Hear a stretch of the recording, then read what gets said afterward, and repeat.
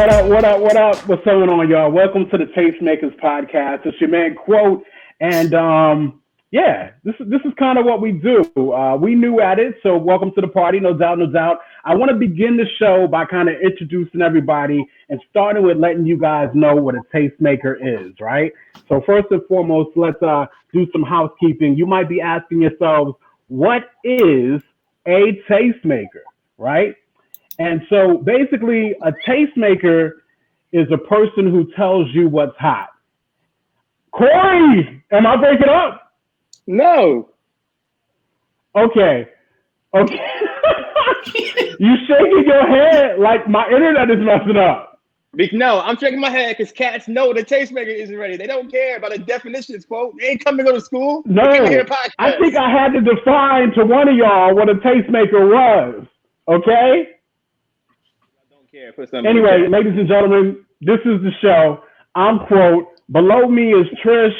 Below her is Seagoss. And below him is your girl, Bree. And basically, a tastemaker is a person who lets you know what's in, what's hot, what's fashionable, what's popping out here in these streets. What's not popping out here in these streets is your man Seagoss with that hat on down there. You know what I mean? With the bald head shining in the light right there. That's not what's popping in these streets. With that being said, I wanted to introduce the crew. All right. So starting with my girl Trisha Bell on my left, right, whatever the internet is telling us is. Trisha, talk to the people. Tell them a little about yourself. What up, y'all? I'm Trisha, aka T Bells. I'm a creative coach out here, an advocate for creatives in general. I've been a part of the CHH community for a long time, over a decade, almost nearly 20 years.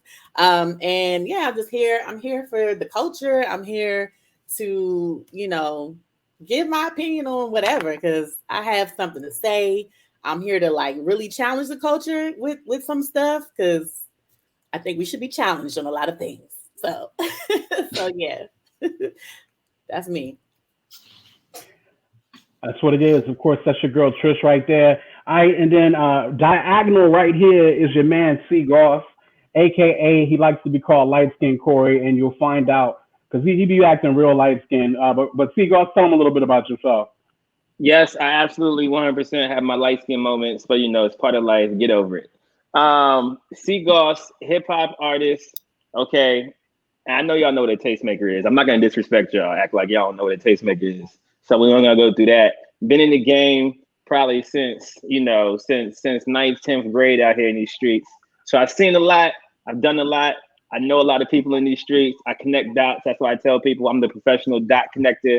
Out here in Richmond, Virginia, getting it. You understand me? Always in these streets, trying to make something shake, trying to make something happen. And that's what we do out here. You feel me?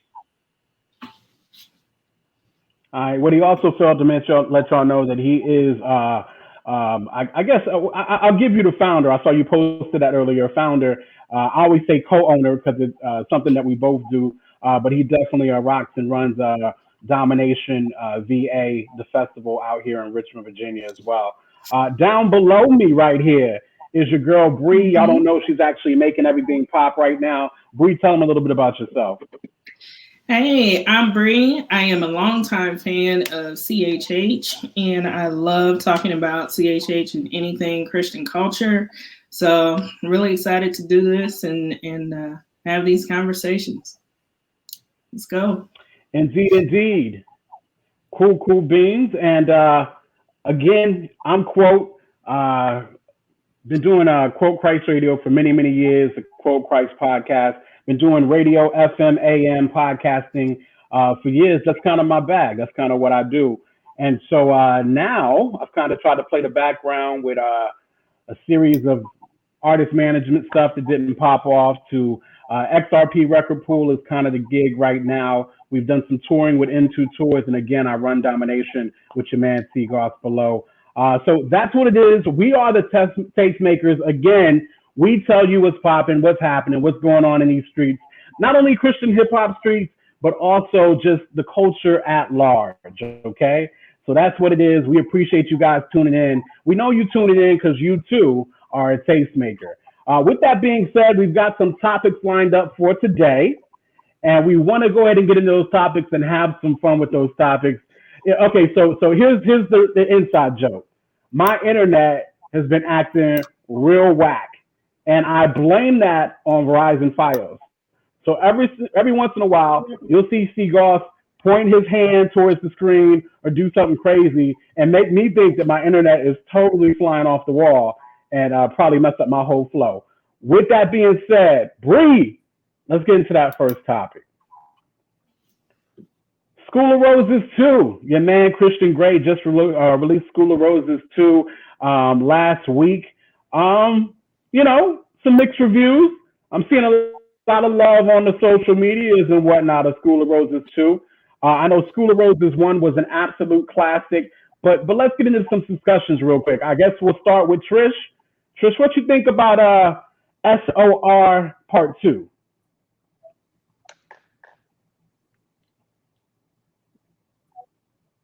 Trish, what's up? You with us, Trish? Not Trish, my bad. Bree. I'm here. Oh. No, I said Trish, and Trish just froze up. Mm-hmm. See, it's the internet. The internet is the devil up in this game. Trish did follow up. So let's go ahead and actually go to Seagoss. Seagoss, what did you think about School of Roses Part 2? Listen to me. Listen, I am an avid Christian Grey fan. Shout out to Chris. I was on the Boys Live not too long ago when the album dropped. You understand? That's my man, 100 grand. He's from Ohio. Go Buckeyes. You feel me? So when there's anything happening that Chris does, I absolutely 100% want to be a part, and I want to listen to what my man got. So, you know, we heard School of Roses 1, which is a great album, like very, very good album. It could be considered a classic. 100%. In the CHH space, it was 100% something that can go in the same category as Swoop's Wake Up, as Lecrae's Rebel, as, you know, one of those monumental albums that's like, oh, this is kind of moving the culture a little bit, right? You know, and it's funny because we have albums like that we have to go through stuff in order for our music to be good. As an artist, I can understand that 100%. So School of Roses 2 drops. I got high hopes, quote. I got anticipation like crazy out here in these streets because I just know School of Roses is going to be something special. School of Roses 2 is going to be something special. Okay. Now, don't get me wrong. The album is not bad. It is not a bad album at all. I would not say that this album is trash. I would not say it sucks or anything like that. I wanted a little more of what we got from School of Roses 1, with the more catchy melodies, the more catchy beats. I think that the content was still kind of the same. You can tell that he's still trying to figure out some things. You know, you got songs like Shallow that I can relate to. You understand me? It was funny because we were on the live and he was making me and Chris make light skin jokes all the time. So we're on the live talking about the record and he's like, yo, I'm about to play Shallow and you got to sit here and just listen to it because you being bad shallow right now, which is very true. I was being super shallow that day. So Shallow is good. I can understand the struggle between trying to, you know, be the person that you feel like God's calling you to be, but also understanding that struggle of, yo, but I want what I want too. And what I want always doesn't line up with what God necessarily wants, right? So you can tell like he's either like in a place where he's and this is the theme I felt like on the album, the whole entire album was that he's in a place where he understands and he trusts himself when it comes to, hey, this is what I believe when it comes to God and Jesus and that kind of thing. But at the same time, I'm struggling with the whole idea of these rules that they put on me as well too. So we live in this culture right now where everything is the Christian hip hop culture. Everybody, you know, is getting away from the genre. Everybody's trying to distance themselves. And they do it in different ways. And Chris took an interesting path on the second half of this album. Towards the second half, when you start hearing more vulgar language and you start hearing content that necessarily doesn't edify the kingdom. Now, listen, like I said, I'm light-skinned Corey, but I love me some Jesus, okay? I love explicitly glorifying Jesus in creative and artistic ways. So there's a difference between being artistic and just doing stuff just because you're trying to separate yourself. And this is where I kind of got the issues with.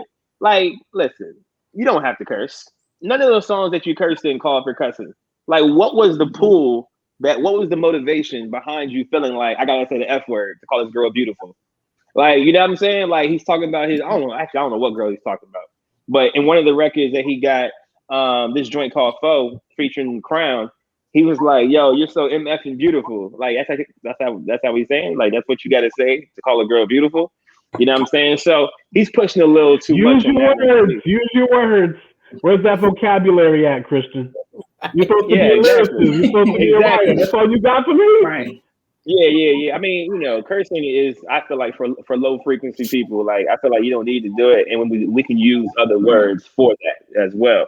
So I was a little disappointed as we got to the thick of the album, but then you got songs that I didn't like Dance on Jupiter. I could have did without. You feel me? I could have did without, you know, the joint Foe. But I really like the way he closed it with that gospel overtone of I Need You. I Need You was good because he's like, hey, I just did all this stuff, songs 1 through 13, but I'm closing it out with I Need You.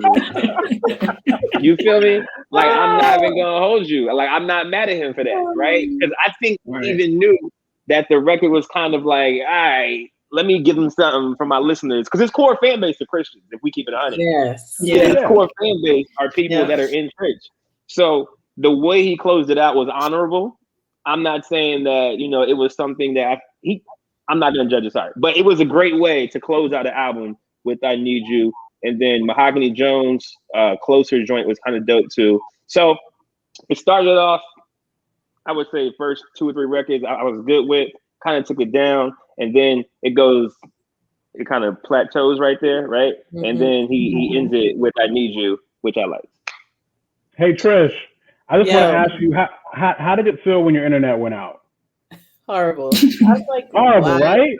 Right? I need that to happen to Corey one good time so he can feel this pain I'd be going through, right? It's not going to happen. I got light skin powers. Light skin powers. Screw the roses too, Trish. What you think about the project? Honestly, I don't want to be repetitive, but definitely everything Corey said, I agree with wholeheartedly. I feel like my favorite part of the album was the intro, like musically, just melodically, like it was just everything for me. Like that intro was just, ooh. And it's really hard for me to not compare this album to the first School of Roses, because this is School of Roses 2. So naturally there's going to be a comparison, you know, between the current and the last album. And in comparison, like it does not compare to me, you know, like the first album, like full of content, full of amazing lyrics, the writing, in terms of the writing, was just like powerful. It was like, you know, you could tell he was in pain. He was kind of in conflict. You could feel that. You could hear it and feel it. But like, there was a lot more passion in it. He was singing down in that first album. And I felt like this one, he wasn't really, it felt like it was kind of some laziness there. And I hate to say that, but that's how it felt. Like, it felt like, oh, I'm going to just give y'all this, like, you know, do this real quick type of thing. I sing real good, so y'all gonna like it because I sing real good. Yeah, and it's like this nigga can rap. Like, he can rap, he can sing, he can write. Like, he's package. He is a musician's musician. Like, he's just so very good at what he does as an artist as a whole. And I just was so disappointed.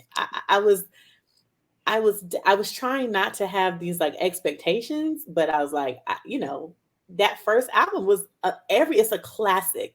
It's a classic. Like, I can hear it, listen to that John right now and just be gone. You know what I'm saying? It takes me away. This album did not do any of that for me. And definitely those, like, I feel like it was kind of a vibe at the beginning, because I had to listen to the album a couple times.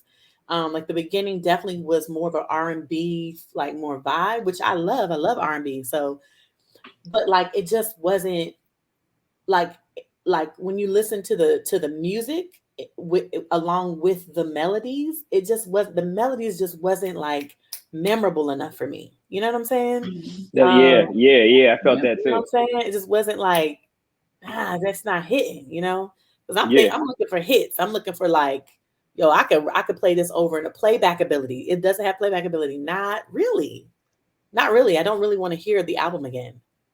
But And look this though, yeah, how like we have to also give leeway because like like Jay-Z's Blueprint 1 was way better than Blueprint 2, sure. was way Yeah. better than Blueprint 2.5 and Right. Blueprint 3. Yeah. You know Right. what I'm saying? So it's like people try to well, artists, they try to replicate the first one because it was Yeah. such good albums, but Yeah. they end up playing themselves. Now I'm not Right. saying Chris played himself completely, Right. but because School of Roses was such a complete body of work, Yeah. to call something else School of Roses 2, like yo, Woo! Yeah.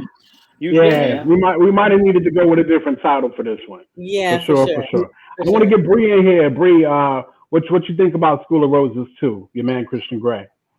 You know, I definitely agree with everything that Corey and Trish said. It just wasn't as I don't know if I want to say theatrical. All of his previous projects kind of has that theatrical element. It's like a ride you take from one song to the next. Yeah. The first half of the album, it was like a chill R&B vibe, and then that kind of got interrupted. You know, once you get to Friends and Foe, and then Dance on Jupiter, and then it kind of picks back up again, and then the album ends. But I mean, it just wasn't as I don't know. It wasn't as exciting as Great the word. original Great School word. of Roses. Yeah.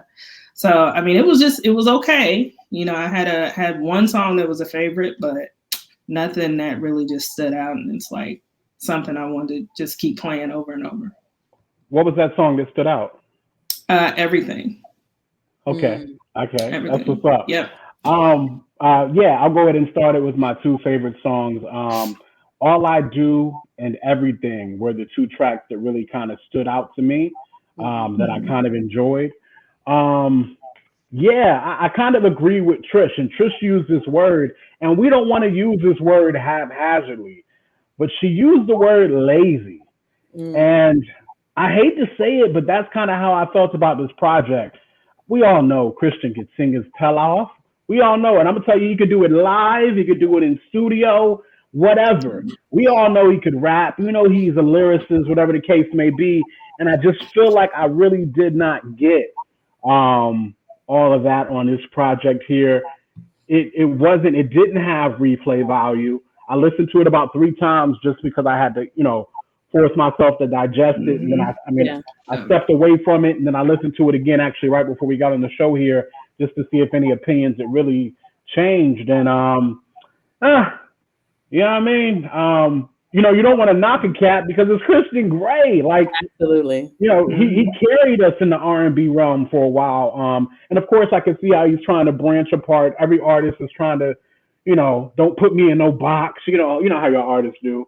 But yeah, I mean, you can only be disappointed when there's an expectation.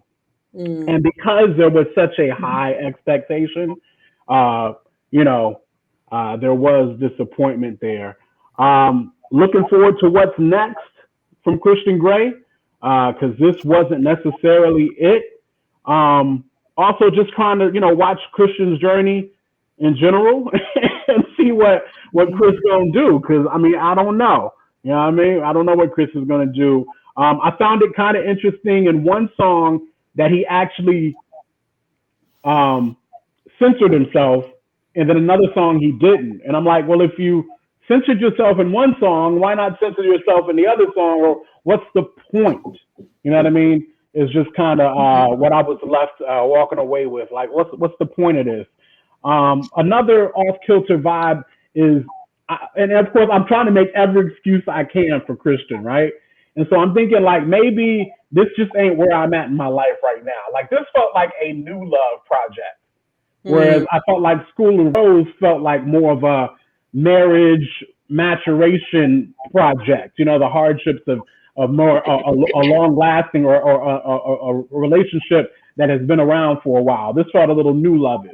And since I ain't in a new love, I mean, I've been married for a minute. Maybe I'm trying to give any excuse for the reasons why I did not connect with this project. But Nah, y'all I don't saying know. lazy. I don't think it's lazy. I think it's lack of identity and lack of who am I trying to be. So you can hear that in the songwriting as well too, because there was nothing lazy about it. Like he had time to write it. It was supposed to bin drop. He was supposed to No, like no, I no. followed. He had time. I So he agree. was supposed. So it wasn't of I got to get this out. Let me hurry and put some stuff together. No, I'm no, no, no, nice. Let no. me do No, what I'm I not gotta saying. I do. didn't say rushed. We said Yeah. lazy. No, yo, I've written lazy raps. No. Okay. As an artist, I have had stuff to put out by a deadline, and it's like, yo, I pushed the deadline back once or twice. I know that I can do better, but I'm gonna just do something, just put it out. So that's why I'm saying, like, to me, that would be lazy. Like you're writing lazy because you got something to put out. And I'm saying it didn't sound like it was lazy. He's to me, it sounded like the identity of where he was at versus where he's trying to go was in question because he knows he's very aware that his audience is very CHH, very Christian based. And then it's like, but hey, I'm rolling the blunt on IG Live. So I'm trying to give y'all a pick and a little sneak peek into where I'm going without telling y'all where I'm going. And then it's like also there were records. I'm like, who are you talking about? Like, yo, like, are you talking about your ex-wife still? You talking about your current wife? Are you even still married? Are you even still like in this relationship? Right. And it's like, for me, I felt like School of Roses 1, he always gave us exactly how he felt, exactly where he was at. And we knew, right? Because like when the drop, for me, the music was good and the content was real. But in this album, it just felt like on Leave On Red, he was like, she sent her the morning text. She said she's moving to Texas. Who's moving to Texas? Is this your ex situation? Are you giving us insight into what happened after the breakdown? Right. So it just left me asking more questions than getting answers from what was going on. And that's a what good I point. mean. Sorry, not to cut you off. I just You want fine. to explain what I meant by lazy. I think you're right. I hear the like kind of like questioning identity type of situation, but when you say he usually tells us like how he's feeling, like it compare, and I'm comparing again because I have to. I don't know how else to do it, but Sure. compared to his first album, he's giving us everything. He's going for blood. So he's in terms of the writing is fleshed out in such a way where it's like, yo, I feel everything he's feeling. I didn't get that, and that's what I mean by lazy. Like there's just Right. a Okay. lot of there's missing elements there, Okay. and I I feel see what like you he mean. was kind of shortening his feelings for whatever reason. I really don't know because I thought he felt more of a like I don't care attitude. So Yeah. and maybe in my mind for people who kind of had that attitude, they just lay it out. They still like bearing their soul and just like put it all out there. But that's not what I got. Yeah. So regardless of where you are, I feel like you should always be your authentic self and give us all of, at least like bear it out. Like, come on, put it out there. You know what I'm saying? Do what you're good for. This is what you are known for in your music. It's just like telling it like it is and bearing your soul and just saying whatever. And he just didn't give me that. That's a good point. Kristen is known for giving us too much information, and we didn't feel like we got that. No, normally it's like a little bit of TMI. It's like, oh, True. really? That's what's going on? And I feel like we didn't get that personal connection. It was censored. It was filtered, or whatever the case may be. Or maybe I just don't understand. Not fully censored. It wasn't censored, yeah, in a language standpoint. But but no, I get it. Hey, you know what I mean? Speaking of Christian Grey, and of course, the second half of the album hit, and we started hearing them words. It brought up kind of the next topic, which is what's up with cussing Christians? Like, this is something that we see happen. I mean, this has always happened, right? Like, this is not new. Cussing Christians is not new. You know what I mean? By any means. Yeah. But maybe from a social media standpoint or artist standpoint or something of the sort, I feel like we're seeing it more. especially amongst maybe even the younger generation. I'm the oldest one on the pod. Maybe amongst the younger cats, they don't really seem to care as much. And ain't nobody trying to say cussing is sending you to hell or questioning your salvation. It's just interesting. What's up with these cussing Christians? Bree, what you think? Oh, my bad.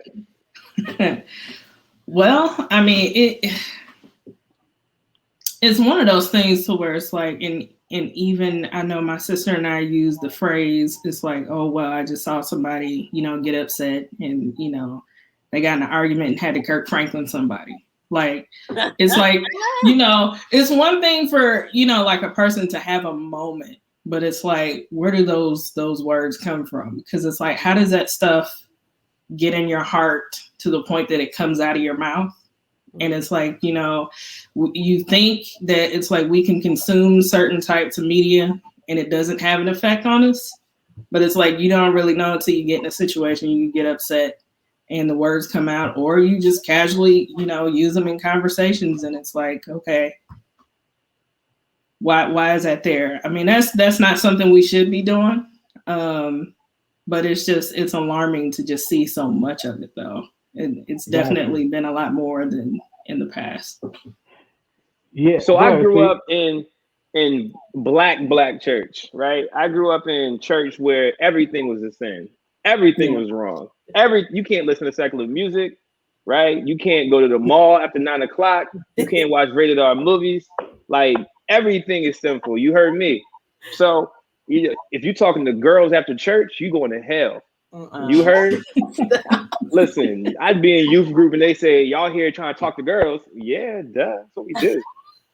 Like, I never understood why that was wrong, right? So, and of course, cursing was in that realm and in that space of things. So as I get older, as I mature, as I have different experiences with different cultures of churches, some of the stuff that they told me was wrong on here growing up is very regular on this side. And they have a different brand of Christianity that they subscribe to. Mm-hmm. So I'm in this dynamic now where, hey, my morals, I was raised on this. You're talking black church versus white church, right? Not necessarily. Oh, okay. Yeah, not necessarily. The first part, black church for sure, where everything's sinful. Okay. But the second part, when you have different, like I think all cultures very much cuss and call themselves Christians. But black people were the only people that you can't cuss or you're not a Christian. So with that, I'm in this daily conundrum where I'm like, yo, is this okay? Like, is this wrong? Like, I don't know if it's wrong because I was just taught wrong growing up and it's been cool and it's never been a problem, or nah, y'all tripping. Y'all shouldn't be doing that. Y'all slipping, tighten up. So now I've gotten to the place as I'm in ministry, I don't know a pastor that doesn't cuss. All the pastors I know curse, right? And now, of course, they're not going to do it on Sunday morning. They're not going to do it in front of people, the parishioners, if you will. Not going to do it on social media. Yeah. But like behind closed doors, like I said, they doing what they doing. Feel me? So cursing now has been something that's so regular and I'm so accustomed to that it's like, yo, it doesn't faze me anymore. But I don't know if that's wrong or if I've just matured. You feel me? So when it comes to Christians that are cursing, especially, well, hold on a second. So now we're switching to CHH, and now CHH is free of all rules. There's no rules anymore. You can do whatever you want, and you can justify it, right?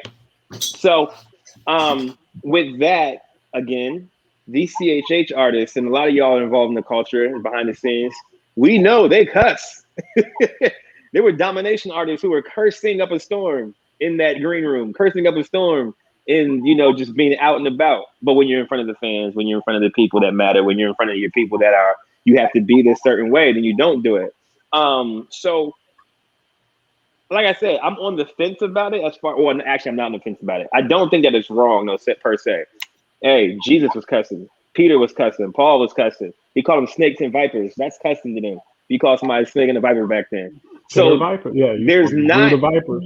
So we can't say that there's not a precedent for it. And we can't say that it's sinful because the man who never sinned did it. So it's not. We can't say that it's sinful, but it may just be a little untasteful sometimes. You may have to understand your audience sometimes. And you may have to understand that hey, this may affect how people look at me. And I think that's okay within CHH. I think we're in this space where people want to be viewed as who they really are and not who they really put on to be. Like I said, I told Quote this it was yesterday. I told Quote, I said, yo, this is why I love Swoop, because Swoop had the most Jesus-centered cussing post that he just posted the other day, right? And he was cussing in his post, but he gave glory and honor to God about how he got through his part of his life that he was, getting through last month. So I can appreciate that people are not having to hide who they really are anymore. But at the same time, I can't condone cussing as far as saying that I'm going to do it, because I know that there's a certain maturity level that comes along with that.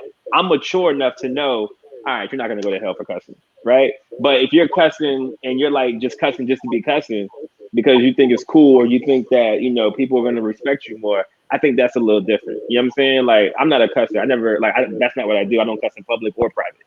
So it's just a thing that I'm like, this is who I am and this is who I'm not, and this is who I'm rolling with. So I'm glad to see these CHH artists that are feeling more free and feeling like they can do this. And I wish more people would come out as far as being their own selves. But at the same time, you got to know what crowd you're catering to.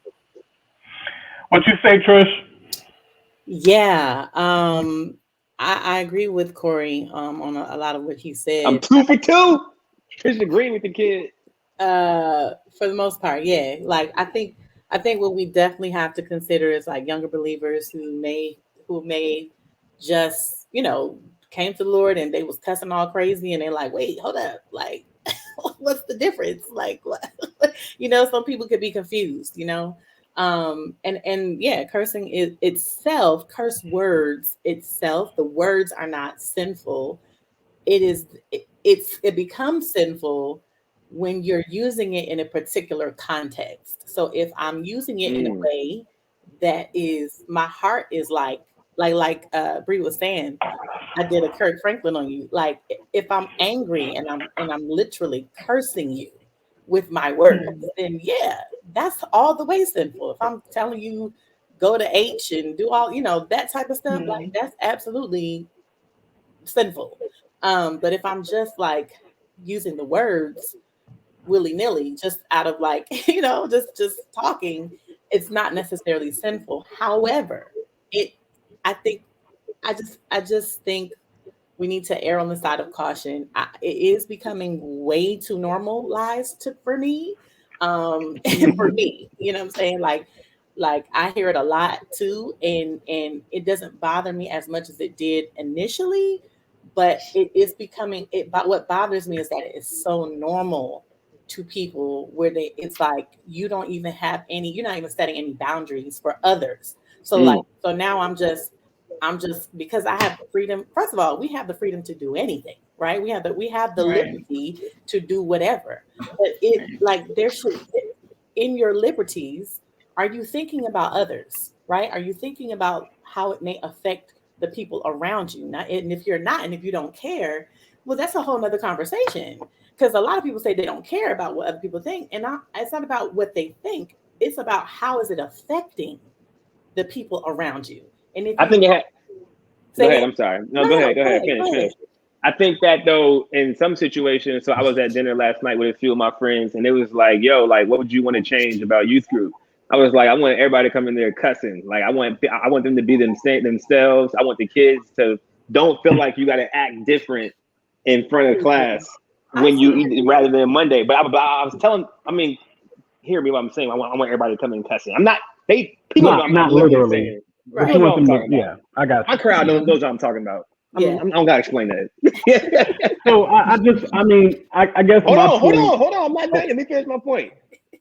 So what I'm saying is, the closer that people feel like they can be themselves, the more impact that you have potentially to have on their lives. So I also felt like, yo, pastors can't sin, or the whole church thing is fake. God's not real. Boom, boom, boom. Where does this come from? Where does this mindset come from? And it comes from because we have to please a certain audience. We have to act for certain people.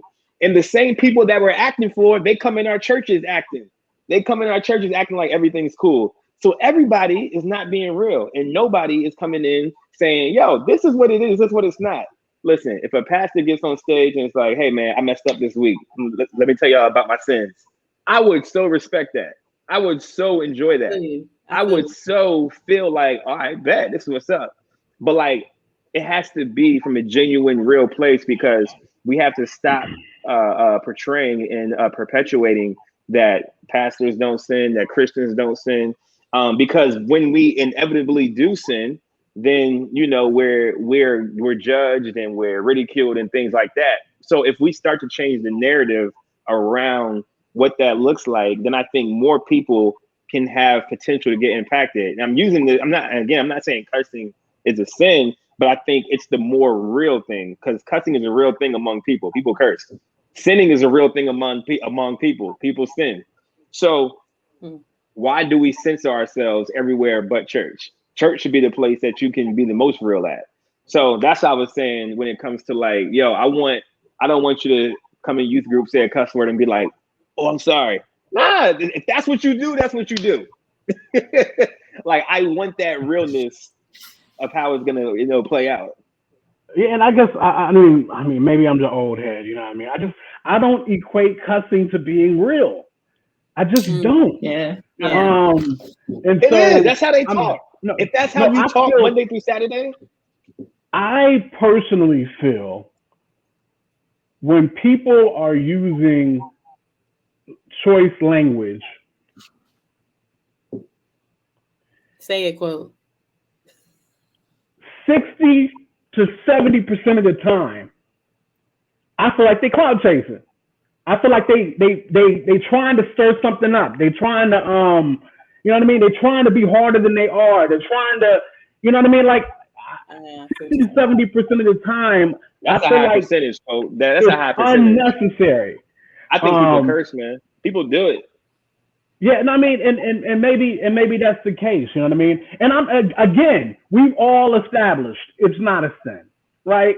We've all established that theoretically. Now, cussing at somebody theoretically is, right? We do recognize that as possibly being to actually curse someone per se. I just don't personally understand the need as a person who hasn't really cussed since I was 9-10 years old. You know what I mean? And that's again, you though. Yeah. Like, so, how'd you grow up? But I mean, at the end of the day, like, we'd be here all night, trying to discuss whether or not cussing is a sin. Like, I think that's a moot point, but I think it's still about distinction. Like, the Bible does talk about our conversation, and what types of things are supposed to come out of our mouths. Yeah, so it's like, God always put certain guidelines in place so that, okay, this is the way, the world acts. This is the way I want my children to act. Just so that people can know, like, by our lifestyles, they can market. Yeah, they can see that there's a difference. So I think sometimes it's just a matter of preference and making a decision to do something so that you're not a stumbling block for somebody else. Instead of, I don't see it as I got to censor myself, but sometimes you might have to because you don't know who's hearing you. And that right there, what you're saying right there, it can apply to any type of language. Like when we talk, let's talk about like the more practical way. Let's not even talk about like as a spiritual thing or being a believer. Like as a person, a human being. When I enter into particular places, right, you ain't gonna hear me talking like, yo, whatever. Like, you're not gonna hear me do that because I'm aware of my surroundings and I have self-control with my mouth. So if I like, to me, it's just like, what's the point? You know what I'm saying? Sometimes it'd be like, okay, that you could have saved that word. You know what I'm saying? You could have just saved it. But I understand, like, in music, sometimes, when you're writing and, you can't find another word. And I'm not making excuses. Don't hear me say that. I just get it as a rapper. Like I understand sometimes they feel like that they can use these words, but as Christians, again with the distinction thing, like I find I don't know. I don't prefer it. I don't really prefer hearing it when I'm like, especially if I'm listening to a Christian hip hop artist, I'm expecting a different type of lyricism. I'm just expecting different. I'm not horribly mad at you when you don't, but it's just like, yeah. And it goes back to what you had said and what we had talked about in a previous show about being able to listen to this music around our kids or around certain company or whatever the case may be. And because it's a Christian artist, you think maybe I shouldn't have to worry about this coming out when I've got my kids around or whatever. Or like I said, as a music pusher, like I've spoken of before, if I'm out doing a show, if I'm on the ones and twos, or if I'm programming a song into a playlist or whatever the case may be, it's just the last thing I think I should have to worry about is the language coming from said artist. But it is what it is. We get it. We understand why you might, whatever. I'm just saying, if it's you, let it be you. If it ain't you, don't be fake about it. Don't be just doing it, do it. And please make sure you know your surroundings, know what's going on, know what's around you, what's popping off. Because again, you can cause another to fall, right? You can cause there to be less of a distinction. That is very true. That's my confusion. Yeah. Like, the babies be like, why they cussing? That's how my baby believers. Like, why they cussing? Yeah. What I'm confused. Like, I thought that they do that over there. So I don't know. I haven't heard a lot of explanation from artists saying why they do it or why they don't care. So I don't know. I can't speak for everybody, but I would prefer they don't. I'd have to agree with that. I agree with that. I'm not mad at it for real, unless it's like unnecessary, because I just feel like it makes the opportunity for you to be on level ground, and at the cross we're all level. So rather than the air of I don't do this, I don't do that, I'm thinking about drinking. I had never drank in my life, ever. Well, I still didn't really drink in my life for real. But I realized I was making it an idol more than anything. So you know what I mean. So like, and it made me feel like I'm better than other people because I don't drink. Right. So like cursing can make people feel like, oh, I'm better than people because I don't cuss. So for me, now, don't get me wrong, I still don't drink. But it's like I took that thing off of, this doesn't make me better than anybody. Like at the cross, we're all equal.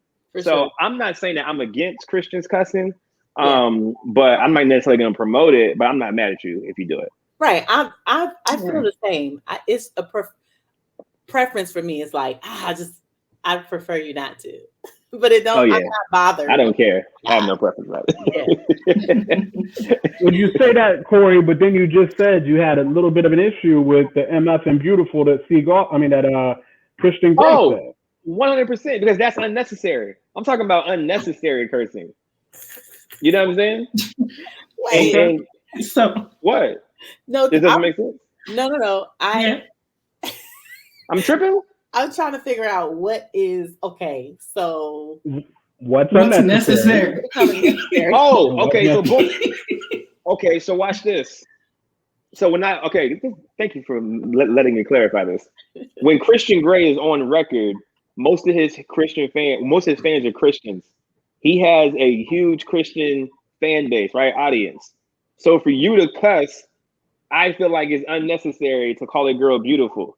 So I think in that context, it's unnecessary. Now, if you're doing it and you are like on the block talking to your homies and you are, just chilling, talking to people, whatever, like I'm cool with it. But for you to cuss unnecessarily to describe a woman's beauty, I think that's like, you don't need to do that, especially when your audience is mostly Christians. That's what I'm saying. So like, okay, there's never a reason where it's like, you have to cuss in this situation. It's very necessary. Like, I'm not saying that. You know what I'm saying? Like, yeah. So I'm saying it does, like, to me, I'm not gonna look at you different, judge you any different because you're cursing. That's and the context outside of your fans are Christians, your Christian music, like it's unnecessary for you to do this. Just try to prove a point. Right. So what we got to do is we got to get somebody on here that cusses on a regular, so they can so they can explain to us what the attraction is or I know who we can get on here. I know a couple people. Yeah, I know a couple people too. Yeah. Yeah. Yo, but that's Cussing Christians. Let's keep the party going. Let's keep the party going here. Next topic. Returning to the faith. I'm Okay.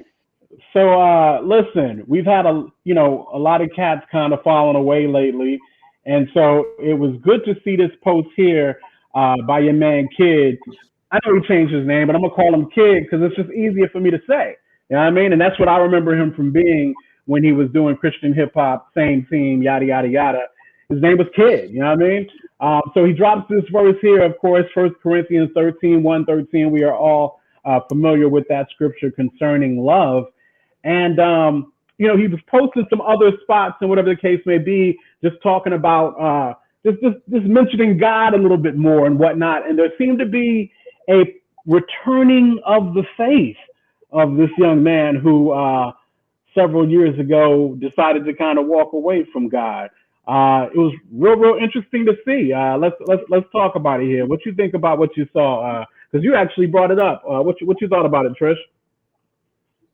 Yeah, I mean, I remember when he was having doubts about the Lord, and it was a lot of, man, like he got hit heavy. And I remember specifically Lavoisier had like challenged him and kind of made I don't want to say made a mockery, but it was bad. It was a bad look. It was kind of a bad look.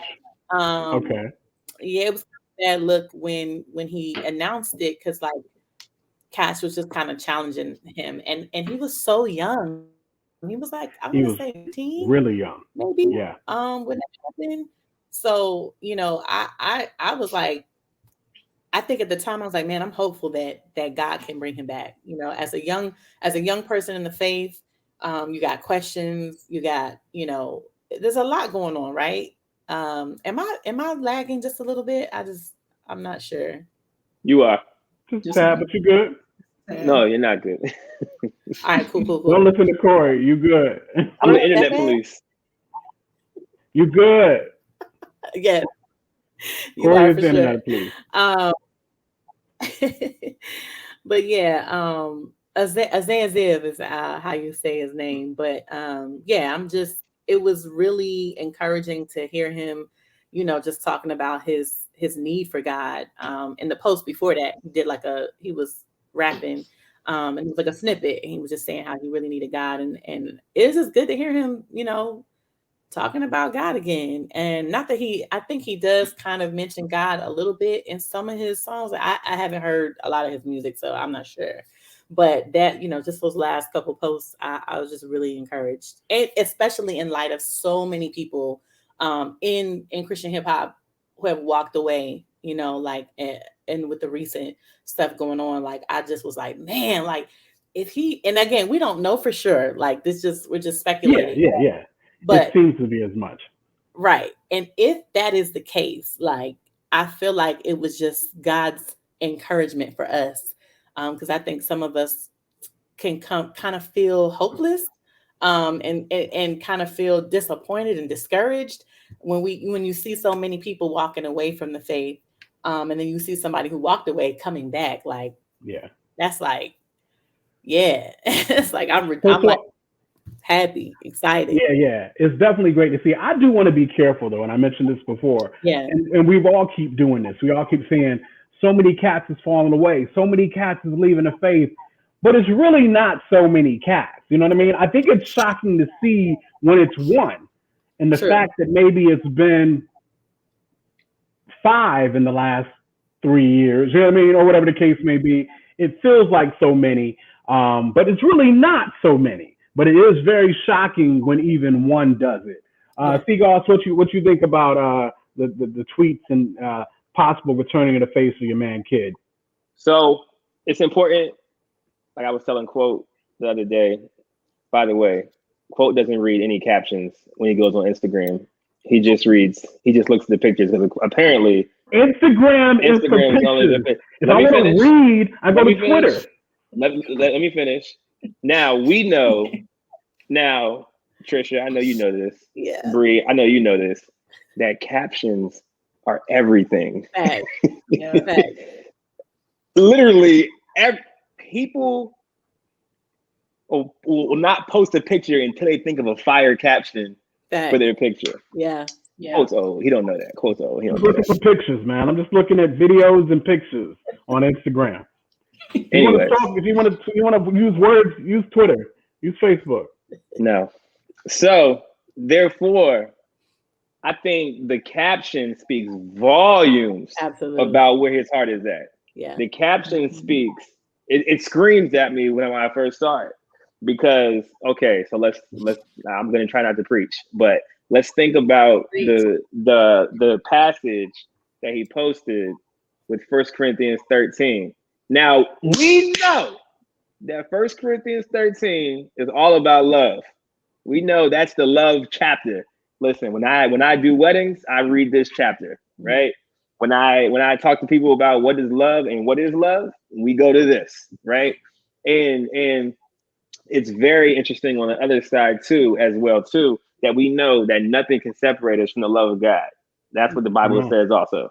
Mm-hmm. So if we think about this, and I feel like Kid he knows a little something about the Bible for him to post this.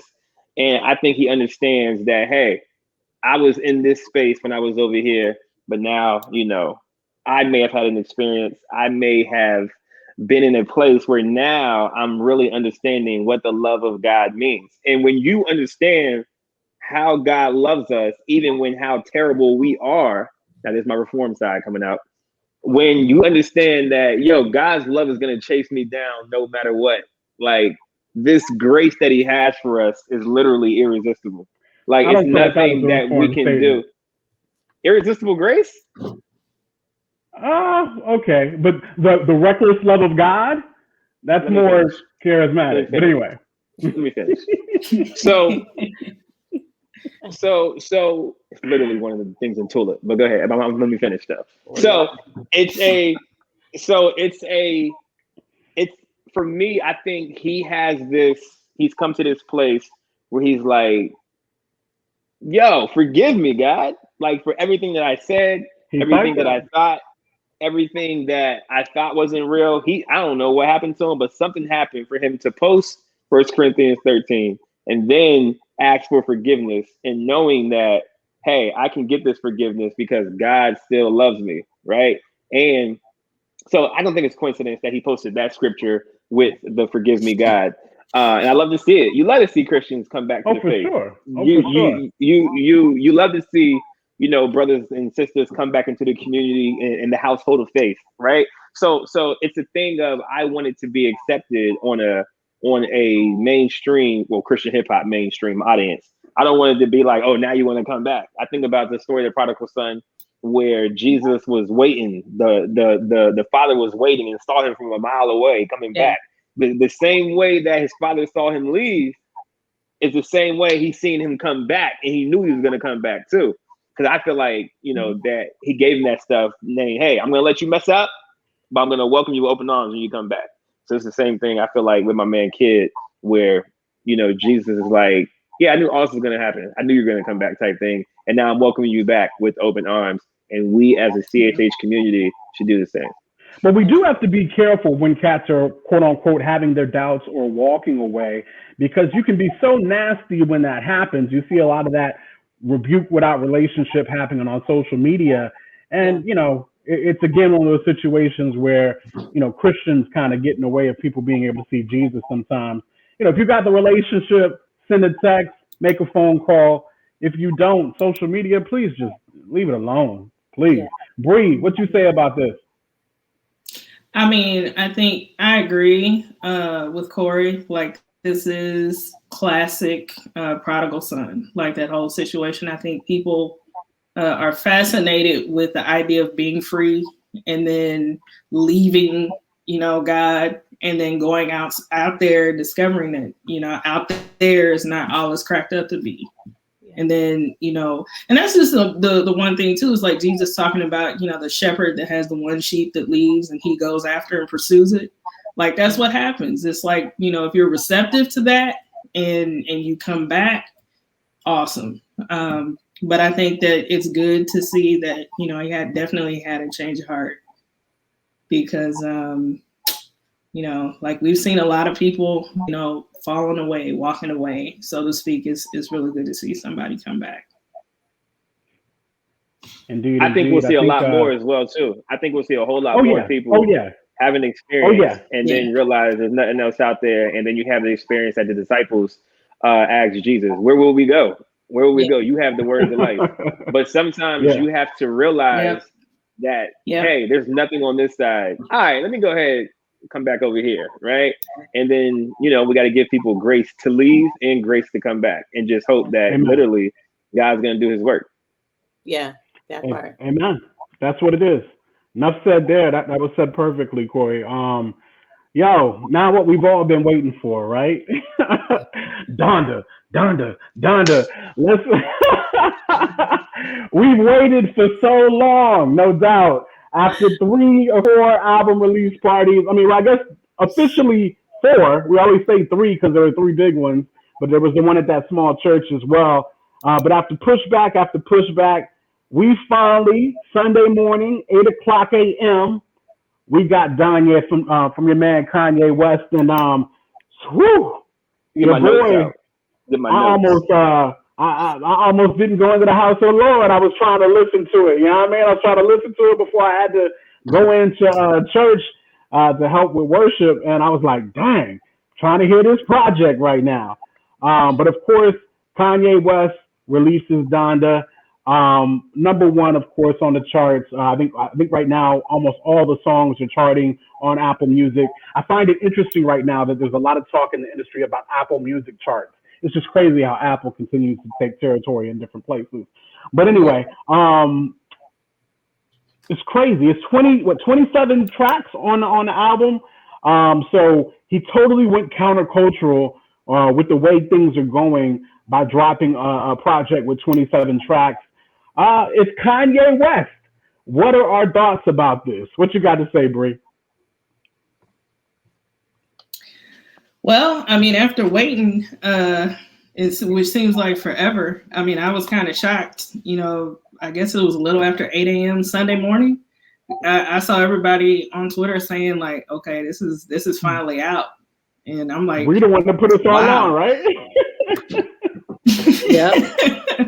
But I mean, I had to listen to it like the first time. It took maybe 3 listens to, you know, actually get through it. But I loved it. You know, I thought it was really good. It's not the old Kanye that we're used to, but it still gives us, you know, his talent. It still gives us, you know, where his heart is right now. I thought it was a good project. That's what I thought. That's what it was. Hey, I'm gonna flip it up a little bit. Trish, what's popping? What you think about the new Donda? It's funny because we were just talking about cursing, Christians cursing, right? And so, although there is cursing in there, but you know it's bleeped out. Like all the cursing is bleeped out. I just really all of it. I just appreciated that. I'm just not gonna lie, because I don't think Kanye was cussing, but like all the features were cussing, and I don't really bang with all the features. There's some cats I'm like, I'm good.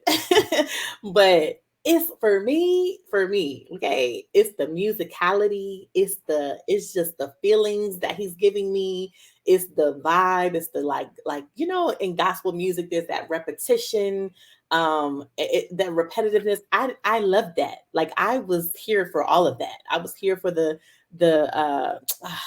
I'm so horrible with song names, y'all. But towards the end, I don't know if No Child Left Behind. Yeah, No Child Left Behind, but then I think it's Jesus Lord Part 2, where it's like it's like this repetitive melody, repetitive, like they keep repeating the same thing over and over. I'm here for it. I'm here for it. It's almost like it's a praise break, like right? It's a hip hop praise break where it's like this is where my hands is up and I'm in right now. It was definitely giving me that. It's I don't know, yo. Like I feel like Kanye just has the ability to, like match his voice with the music and just kind of take you wherever he's trying to take you. And I'm just here for all of it. That's all I got. See, Goss. All right, so are we gonna break down this album, or are we just gonna say are we just gonna break it down? We can break it down. Like, are we? Because I feel like y'all sounding like y'all just skimmed through it. Like I really listened. But y'all just gave review. Like I'm expecting like 5 to 10 minute reviews from everybody because I'm about to go in. No, so like go in. I might interrupt you a little bit, but go ahead. I just feel like y'all give y'all little cute reviews. You know what I'm saying? Y'all little Yelp review that you leave in the comments. You know what I'm saying? And I come along on the YouTube page. That's how I'm just saying. Let me be light skinned for a minute. Give us your blog. Right. All right. So, if you're a new Kanye fan, let's say you're a youth group kid. You feel me? And you're Kanye later, and you're coming into Kanye West after Jesus. You have a different perspective than cats who knew Kanye, hustle, struggle Kanye, trying to get my money right Kanye, late registration, graduation. Through the wire. Yeah. Totally different. Through the wire Kanye, right? So I'm always never want to hear opinions of people that know Kanye from Yeezus and on. Yeezus on, don't talk to me. I want to hear opinions from graduation. I'm sorry, what's before graduation? College dropout. College dropout. Yeah. And right before Yeezus. Classic. Oh my gosh. You heard? You heard? So I'm listening, and I want to, and I got so much to say. I'm sorry. I'm throwing my points together. If you are a fan of Kanye from College Dropout, you will not like this album. And you come to the realization on this album, Kanye is never gonna rap again the way he did on College Dropout. Like you was hoping that you would get it between Jesus and here, but he's not. That Kanye's gone. No. It's over. That Kanye has been gone for albums. Sure. Before he even got saved. Before he even started really doing that. That Kanye's been gone. That was hungry Kanye. Well, we don't know when he got saved. Kanye. Sure. We don't know when he got saved, but that was from the you're not gonna like this album. You're gonna say, nah, this dude's tripping. We want Kanye. We want the old Kanye back. We want to rap. We want to hear him spit these bars about how he thinks he's better than us and he's fresher than us and he's the greatest thing that ever happened in music. And if y'all don't agree, all y'all tripping. Like we want to hear that Kanye. For some reason, we love arrogant Kanye. Love it. We love a good arrogant rapper. Well, actually, all rappers are arrogant, but like an arrogant Kanye was just different, and that's what we got from the first album into the album before Jesus. Even though My Dark, Beautiful, Twisted Fantasy was fire. Okay. 808s and Heartbreaks for me. It did. Yeah. Really? Okay. Cool. 808s and Heartbreak. That's what this is giving me. A bit of. 808s. Okay. Yeah. So now we know Kanye as saved Kanye for 2 albums. We had Jesus King, and then we get Donda, right? So Donda drops, and I was a little weary because I didn't know if he was still going to be a Christian. Because Kanye goes through his phases. True. I love Donald Trump. I hate Donald Trump. He is bipolar. I'm breaking up with Kim. I love Kim again. So like we can't trust his bipolar. You know what I'm saying? We can't trust all the time how he feels in that moment. And I got a lot of that inside of me. That's probably why I'm single. Because I like girls for 2 seconds and I don't like you no more. You feel me? Like, so I get it. I'm not mad at him about that. I understand the struggle, yay. You feel me? But Christianity can't be one of those things that you just rock with for one album and then I'm not a Christian anymore. So I was so happy to see he's explicitly Christian on this album. Yeah. Super happy to see that, right? So you turn on the record, Donda chant. I thought it was gonna be a record, but it wasn't, so I skipped it. No, Donda, whatever. We get whatever. I shouldn't say whatever. Shout out to his mom. It was weird. It was it was. It was. Yeah. So then, now I could just be too deep. I could just be overlooking this. I could just be, too Christian. But bruh, if Jail isn't the most explicitly gospel song in the world, if that's not the gospel, I don't know. And then you finessed it and got the person who all Christians hate on the record. That part. Bam. We gonna go to jail tonight. We all got felonies. There's no bail money for us. God's going to. Oh, you preached that one. You preached that one, player. Thanks. You preached that one. I don't want to hear nobody say that Kanye is not explicitly talking about Jesus in this record. Preach. Fam. Preach. So we see. So now this is where the album connects the listening parties to me for this. All right.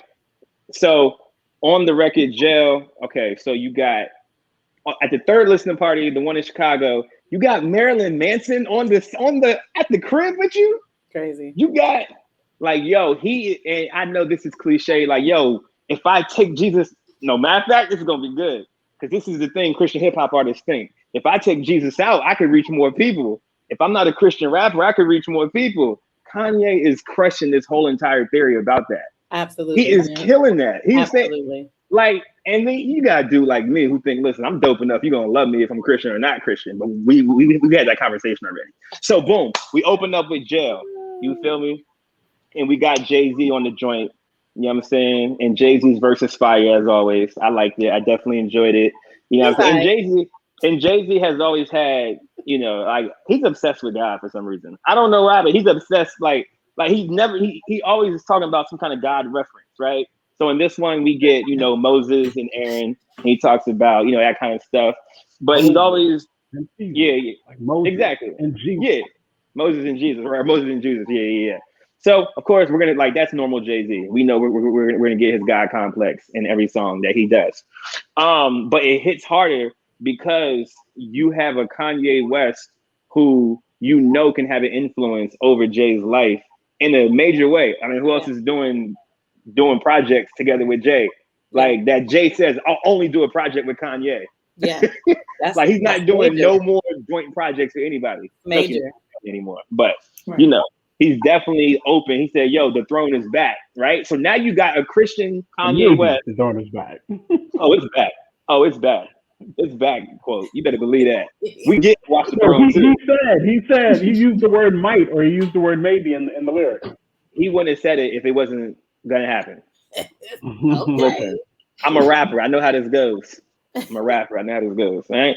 So now you have opportunities for Jay-Z to really see what this, I feel like, Christian thing is about. And you have Marilyn Manson on there to really, he might ask some questions. And, why not? You got Ye up there. So I think that was something that was strategic more so than this would be dope for this to happen. All right, boom. Now, I'm not going through all 27 tracks, but I'll just highlight the tracks. You heard me. Please don't. Listen, when I tell you I listen to this album, I listen to this album, son.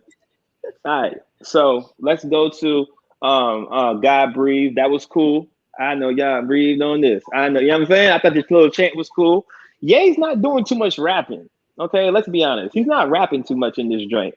You know what I'm saying? And every time that I feel like he does rap, the person, it's not good. It's not nothing memorable. It's not nothing that's like, yo, Ye killed that. Like, you're never gonna get on this album and say Ye killed that verse. There wasn't too many memorable bars on this joint. That's what I'm saying. That's what I'm saying. Yeah, that's true. Right, and that's just not Kanye. That's the features as well. No, it is Kanye. Kanye has been Kanye can do it. He has the ability to do it. We've seen for 4 albums they had the ability to do it. They just, for some reason, he just didn't want to rap anymore, I guess. You know what I'm saying? No, I don't know why. I'm saying we didn't get bars from Kanye or the features, is what I'm saying. What? The features didn't kill it? I mean, 504 didn't kill it? The locks There didn't were kill a couple out of all those features. Majority of the features did not. Jay Electronica kills it. Jay Electronica kills it. Bro, there was a few features that were hot. All of them were not hot. No, majority of them were not hot. No, I disagree. I think that the features were better than Kanye's verses. Like the features saved some of the songs. That's probably I'm not saying that they were not. You could be very well right with that. I'm saying they were not bars. I mean, quote, nobody was dropping jewels. No, it's not jewels. Like features can be hot without having bars. Like you don't need to have bars to have a hot feature. Okay. Well, I'm specifically talking about bars. Nobody dropped bars on this joint. Jay Electronica might be the only one. There was somebody else I'm missing. One or two others that I'm missing. You didn't like the Lox's verse? Jadakiss' verse was pretty good too. But I mean, that's all one song. That's all on that same song. One song. You didn't like Jay-Z's verse? You didn't like Jay-Z's verse? I wasn't a big fan of Jay-Z's verse. His verse was okay. It wasn't through the roof. You didn't like 504's verse? Oh my God. I'm saying there's somebody I'm missing. There is one or two cats that I'm missing where I'm like, oh, that they really brought something to the track. Not everybody did. You need to go listen to Pure Souls again, sir. Pure Souls is excellent. Pure Souls is one of my favorites. You're right. That was a dope feature, dope record altogether. I agree. Which ones didn't you like? Which songs or which features? Which features didn't you like? Man, the features, most of the features to me were give and take. I mean, they were so replaceable. You know what I mean? If not anything, this album proved to me that Christian hip hop artists are just way better right now when it comes to just lyricism than mainstream artists. Mainstream artists right now are way too wavy, and I love a good wave, but they're so wavy that they no longer have bars. I think we've gone beyond bars. Like we don't have to have bars to be good. Like you don't have to. It's more about what you're saying. Say something. Bars. But I'm saying not everybody is even saying something. It's one thing to have bars. It's one thing to say something. I'm telling you, we didn't sometimes get bars, and we didn't sometimes get people actually even saying nothing, but surface level stuff. I think they all killed it. Cool. So I'm gonna go ahead and interrupt your review real quick, and then we'll come back to you, right? And so, love the project. I love the project, but I love the project because I got what I expected out of the project. I expected musicality. I expected great production. I expected catchy hooks. I expected beautiful instrumentation, and I got all of that. What I did not expect is bars. What I didn't expect is people saying things remotely deep or really having something to really say. I didn't expect that, and I didn't give that, which means I'm very happy with the project. It is a beautiful project, so many catchy tunes, so much great production and melodic just tones to it. It was beautiful. I think Kanye did an absolutely wonderful job with this project. I particularly enjoy Hurricane. I'm a Radiohead. So just commercially, I loved hearing The Weeknd and Lil Baby on that track. So definitely shouts out to Hurricane. I enjoyed Praise God. The feature on Praise God wasn't the greatest, but I enjoyed Kanye's flow on Praise God. It was real nice. Let's see else. What else? Remote Control is a beast. I feel like so much more could have been done with Remote Control, but Remote Control is just beautiful. It's a beautiful track right there. Let's see here. Jesus is Lord is nice. Of course, New Again with the little Chris Brown. I know Chris Brown is upset that obviously there must have been a verse or something that he had in it that didn't get really any shine. But hearing Chris on the hook or whatever was kind of cool. On New Again, shoot, what was the joint with the Lauryn Hill sample? Which track was that? Lauryn Hill sample. I'm not sure which track it was, but yeah. Believe what I say. Believe what I say. Believe what I say. Yep.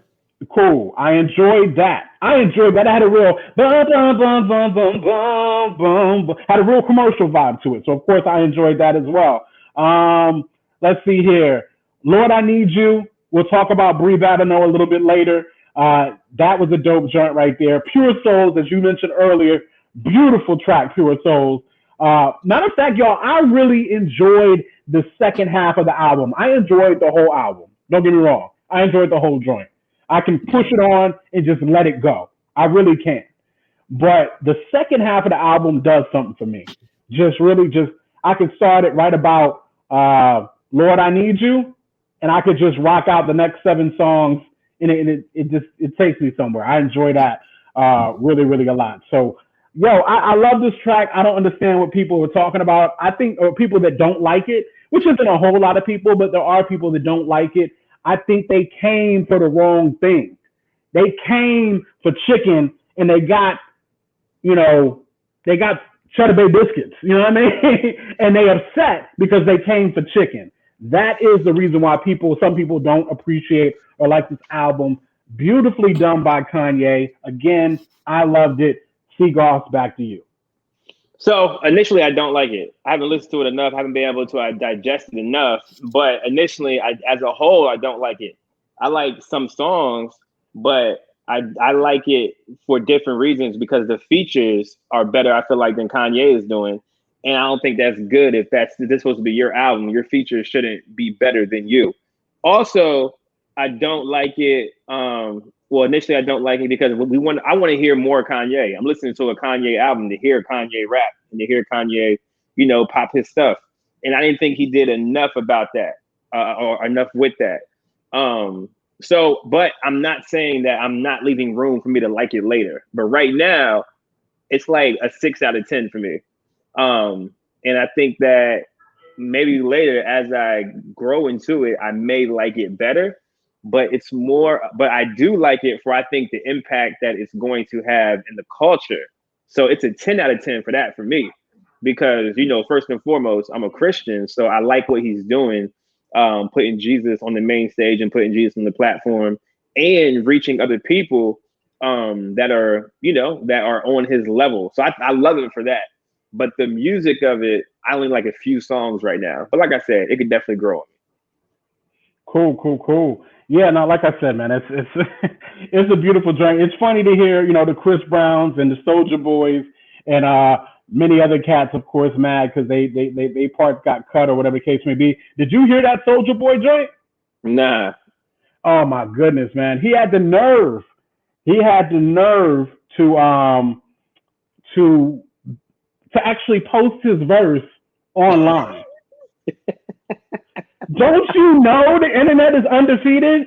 Don't you know these people don't care?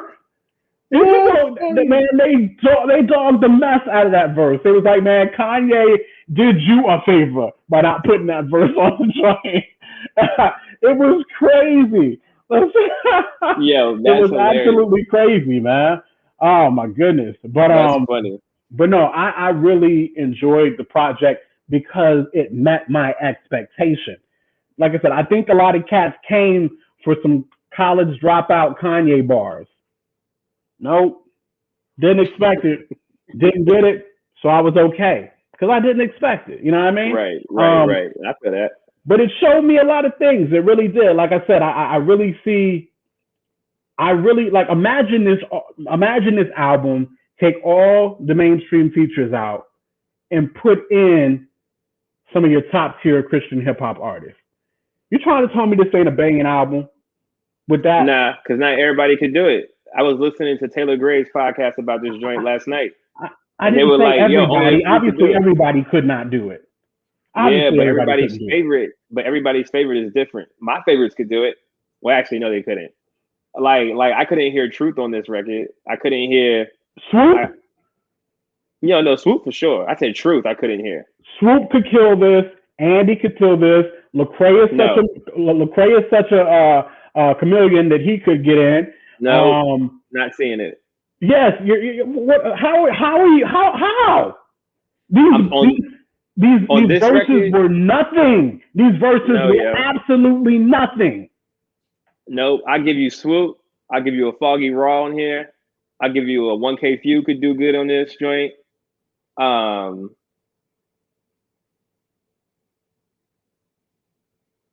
think now there's more, but there's plenty of more. I'm not saying everybody could do it. I'm just saying the ones you named wouldn't fit on it. For what we got on whatever. For what we got on these features, these features were not memorable. Yes, they were. Name 5 memorable features on this project. Jadakiss said, "I don't even count the." Well, he said, "I don't count the bag. I don't count the cash because I know the weight of the bag." Yes, that's fire. yes. Okay. Again, you're talking about one song still. You're still talking about one song where, of course, Jada and Jay Electronica, they killed that joint. You're right. That song. Give me some other songs and some other features that really, really came through. I like Jay-Z's verse. Okay. I like Jay's verse is fire. I like the Baby's verse on Jail. The remix, not the remix, but the second part. And I don't even like the Baby. Yeah, I like the Baby's transparency. You know, I like the fact that Kanye put the Baby on in the midst of your boy being canceled. Yeah. I appreciate that he had him at the concert because you can't cancel Kanye. So I appreciate that he had him at the concert. In the midst of him being canceled, he put him on the album as to say, look, I'm going to look out for dude even when you ain't. I appreciate that. And I always like a Little Baby verse. Oh, yeah. I always love a Little Baby verse. Always love a Little Baby verse.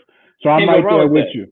Yeah. I mean, yeah. Little Baby has been impressing me for the last, for like at least the last year or so. So that's what I'm saying. So you disagreed with me for like 4 songs. No, I didn't. If you think I did, that's fine. But I didn't. You named You just said, yeah, you're right. I like that. I just named Lil Baby, and you said you agree with that. Jadakiss. I told you I loved Hurricane. I already told you I loved Hurricane. You said Jadakiss. You said Jay-Z. You agreed with the Lil Baby joint, though. I said Jay-Z was okay. The Baby joint was part 2 of the Jail joint. I just liked it for a reason. I liked it because of what he was going through at the time. It don't matter why you liked it. You said that you didn't like the features, and then you said you did like the features. Listen, there are certain features that are worth having on there. That's not meaning that they were extremely memorable, but most of the features were not extremely memorable. Most of them were not. That's all I'm saying. So that's what it is. Yo, we really want to talk about this situation also. There's so many different spider webs that flee off of the Kanye West project. The Brie Babineau joint. Matter of fact, is Tasha on Brie? Yes. Cool. Please get Tasha in here so we could talk about this here. Appreciate you joining us, Tasha, right here on the Tastemakers Podcast. Again, we want to kind of dive into this Brie Babineau. To give you guys some background, Brie Babineau, she did some ad-libs on Tonex Make Me Over, and she put it on YouTube, and it went bonkers. It went crazy. This is years ago. This is what got her discovered. This is what her claim to fame. This is what put her on. All right. She used Tonex joint and she got put on. Well, Kanye's producers, they sampled one of Brie's vocals from the YouTube video that she got put on when she was singing Make Me Over, one of her ad-libs. They took that and they sampled that and they used that throughout the song. I think it was the song, what is it called? Lord, let's see here. Lord, I Need You. And it's the whole wrap your arms around me joint. Lord, I need you to wrap your arms around me. Dun, dun, dun, dun, dun, dun, dun, dun. That joint. Anyway, it's fire. It's a fire track. But cats were hollering at Brie like, yo, Brie, you on the Kanye West joint. And Brie was like, I'm on the Kanye West joint. I ain't know nothing about it. I don't know what's going on about this joint. So, of course, the comment section was really, really wild as people were like, yo, Kanye needs to pay Brie.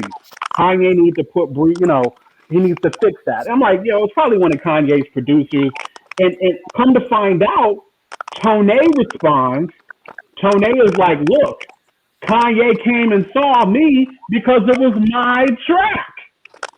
The same way you didn't ask me to cover my track and it put you on, Kanye didn't ask you. He came to me because it was my track.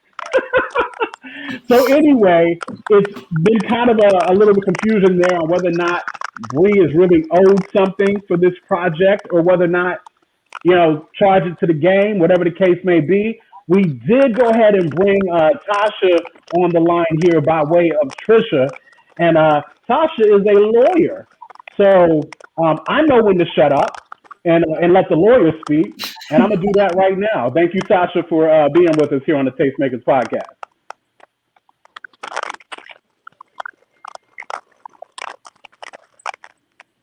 Gosh, Thank can you for hear us? having me.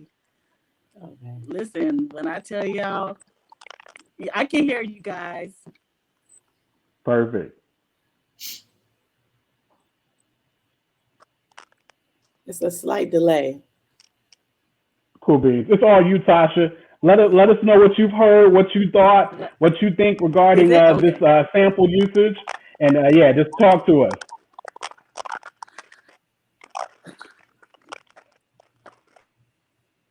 Really interesting situation, right?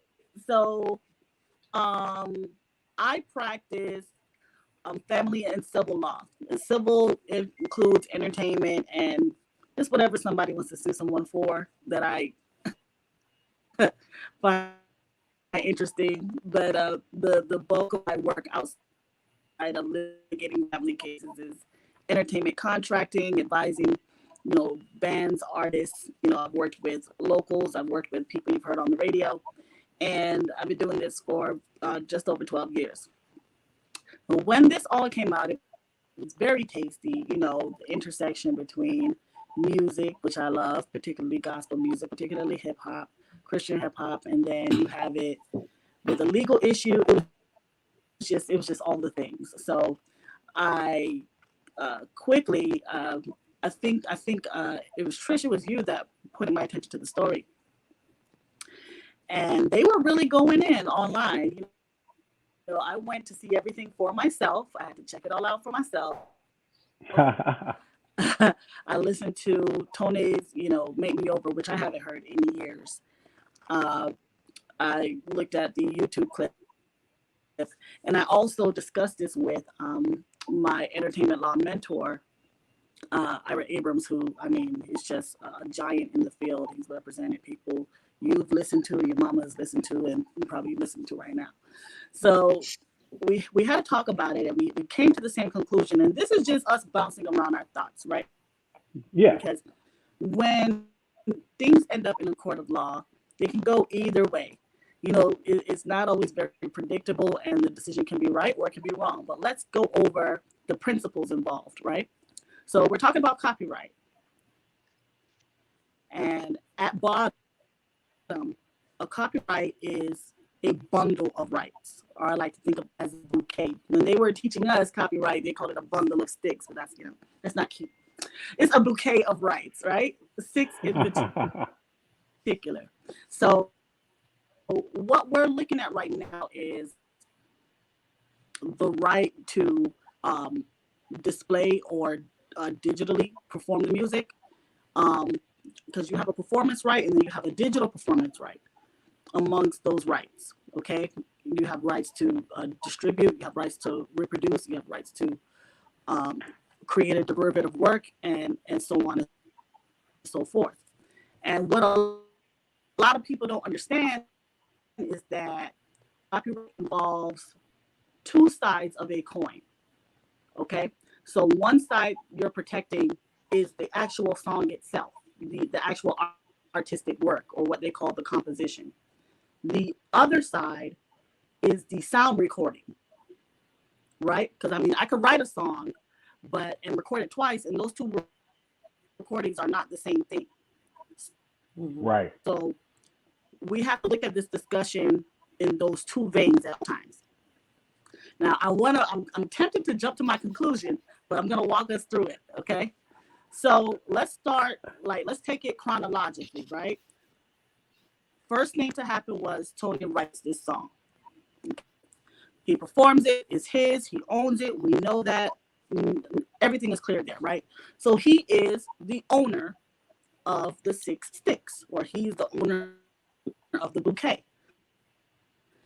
Now we have Babino, right? Brie comes onto YouTube. She's covering the song, and it's a common practice. Everybody does it, and she puts it in the description. Hey, it's not my song. This is who wrote it. This is who it belongs to. Blah blah blah. Now, even though this is something that's commonly allowed, technically, it's an infringement because you are performing the song, and only the owner has the right to publicly perform the song. But again, a lot of people, they overlook it. Nobody wants to be that guy, chasing everybody all over YouTube saying, "Hey, don't sing that." So, and then I don't know what happened at the beginning. When I watched her video today, it seemed to be monetized, but originally it seems as if it was not. So that's a whole other thing. So what is this, right? This is the question it came down to for my mentor and I. What is her performance? Is it a derivative work, right? A derivative work is a composition. I don't want to just say song. It's a song here, but we're talking about, copyright covers all types of art. So a derivative work is something that takes the original and then builds on that, right? So it's tempting to say that this is derivative, but that is one of the flowers in the bouquet. As far as Miss Bslade let us know, she did not contact him for anything, right? So if you want to call it a derivative, she still got an issue. And if you want to call it, a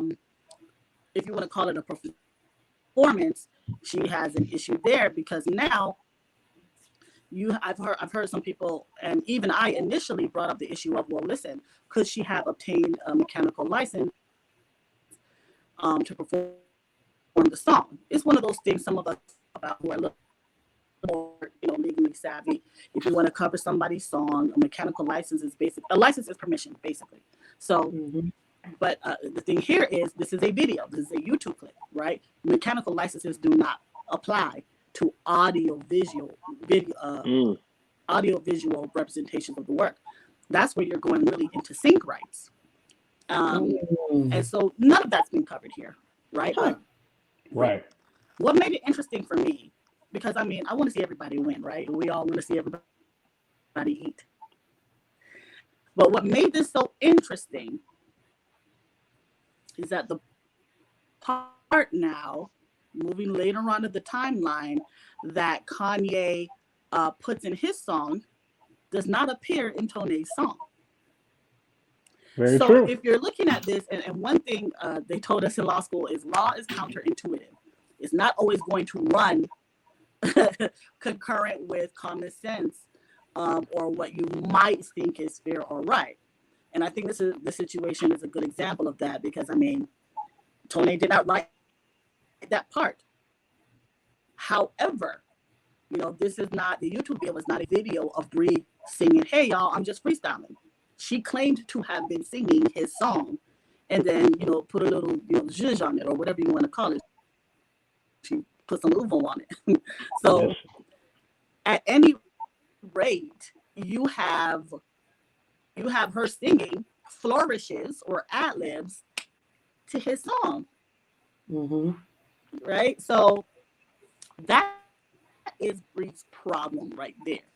Now, what makes this even sexier as a legal issue is I'm not even clear on whether Kanye used the audio from the actual video, which would be a sample, right? That's the sound recording side, okay?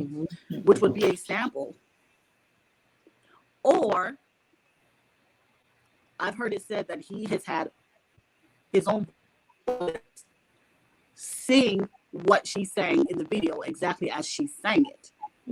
And having listened to Lord I Need You, either way, even in her post on IG, she posted, "Who does that sound like to you?" So I don't even think she knows. Right. Because Yeah. that would answer to one of the doors I would say she has left to really be in the picture is, well, is this her voice? Now, if this is her voice and things like that, that we're outside of copyright law at that point and we're in something different, right? That's a different tort. That's a different type of civil wrong, right?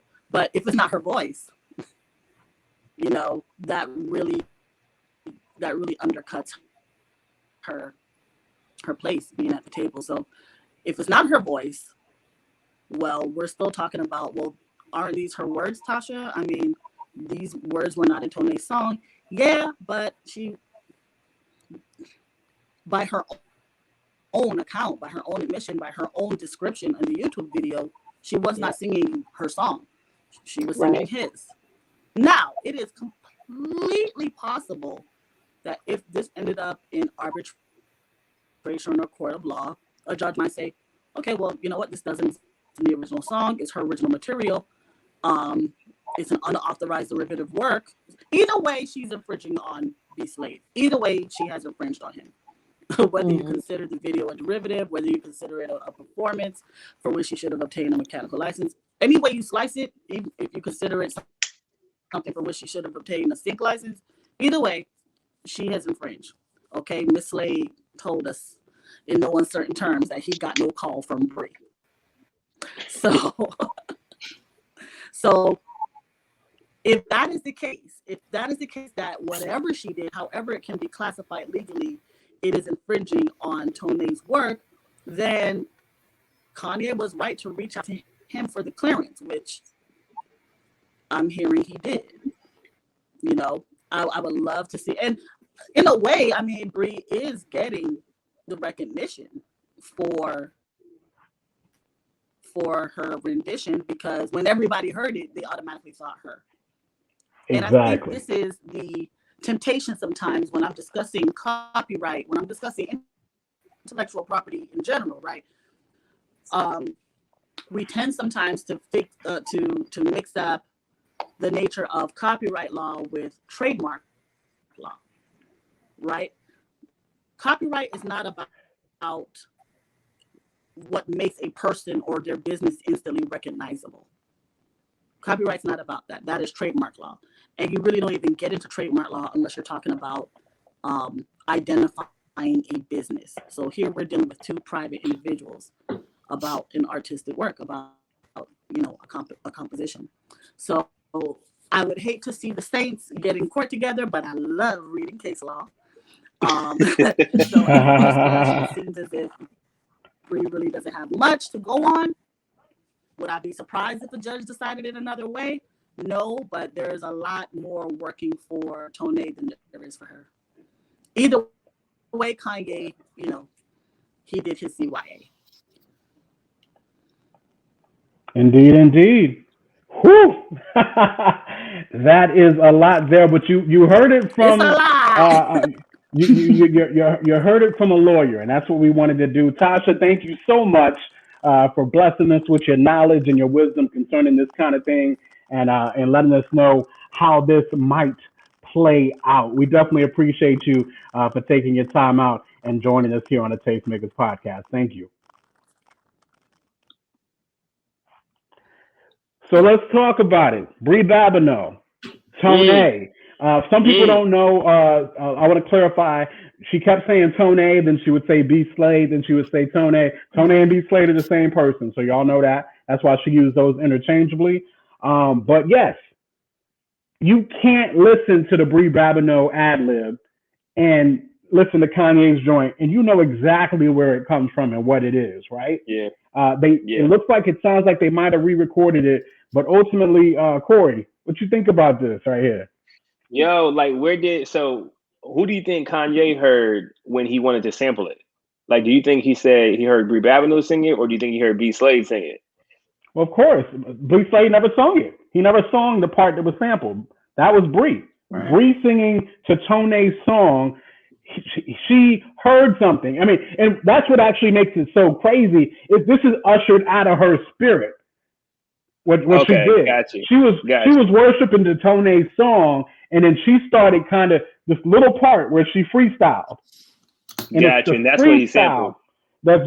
that's being used. Oh yeah, then she wins. Then it's over. It's a wrap. If she's not even singing wait something that he didn't sing, I feel like he should be good, like, or she should be good. Like, there should be no kind of problem. Well, here's the thing, though.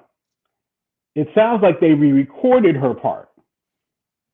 They re-recorded it, so it's actually more of a male's voice you hear singing it.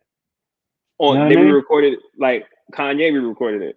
Yeah, his people re-recorded it, so it's not her voice that you hear.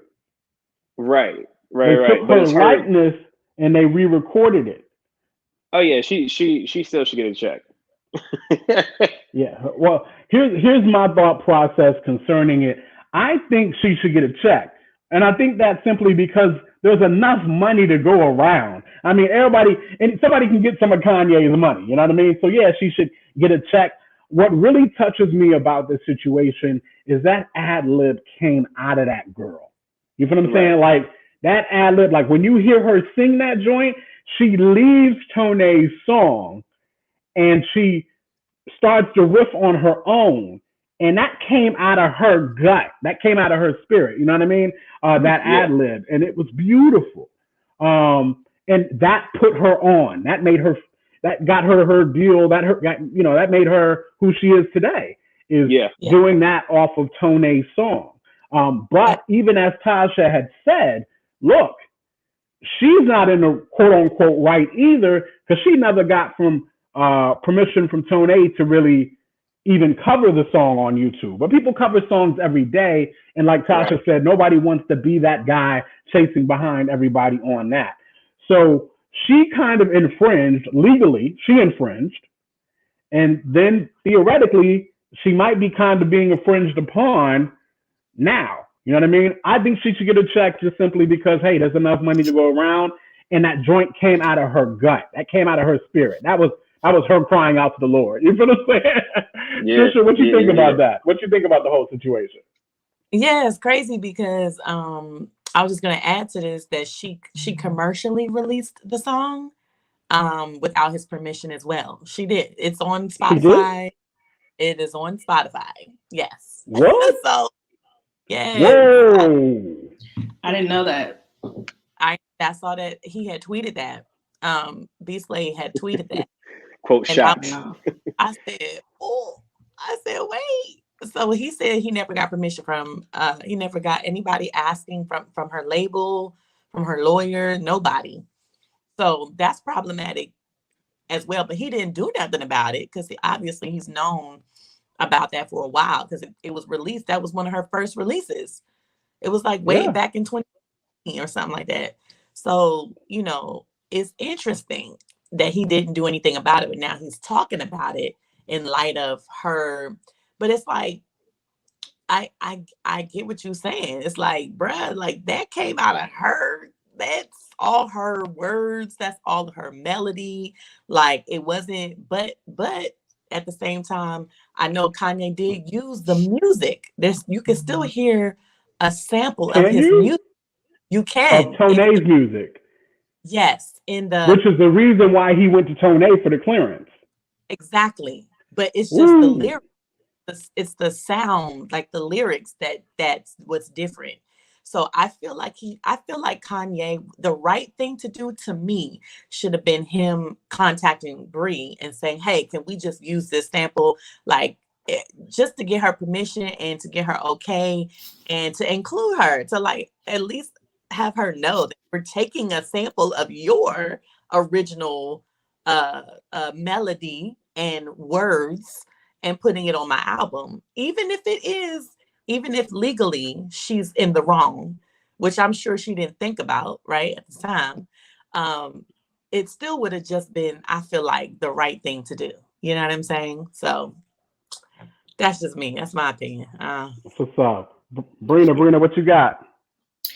I mean, I agree. I think she should get a check too, but I mean, it still opens up the conversation though regarding intellectual property and digital performances. Like, I wonder if this has an impact on, covers that are on YouTube going forward. Like, I don't think we've ever considered a situation like this before. So yeah, it's kind of interesting to see. Yeah. It's so unique. That is what's up. Mhm. It is. It really is. Because we've never seen a cover being sampled, or I guess that's still the question. Like, was it sampled? Yeah. Like, I mean, it's just a gray area. Like, we don't really know. Technically not. Yeah. But he sampled stuff off of like Instagram before, like that. Yeah. Thank you, Jesus. Thank you. That little kid, that little girl doing that. He sampled that. I don't know if he got permission, but you know. Yeah. But it's kind of different because it wasn't like she was talking over music that wasn't hers. So that's different. So, Yeah. I don't know. Ooh, I don't know. I mean, you would think at the end of the day, like I said, Kanye got enough money, as he says in the album. He's got enough money to give everybody in the world $1, right? So he got enough money to stroke Brie Babineau a check for her inspiration on that track. Yo, it has been fun, guys. It has been a long night. Of course, we thank everybody for tuning in to the Tastemakers podcast. We thank definitely Tasha for stopping by and blessing us with that legal information, or the legal side of things with it. But with that being said, my name is Quote. I'm here with Trisha, Seagoss, Brina, and we My out name here. is Thank you, Light Skin guys. Corey. Thank you guys for watching the Tastemakers Pod. See you guys next week. Peace.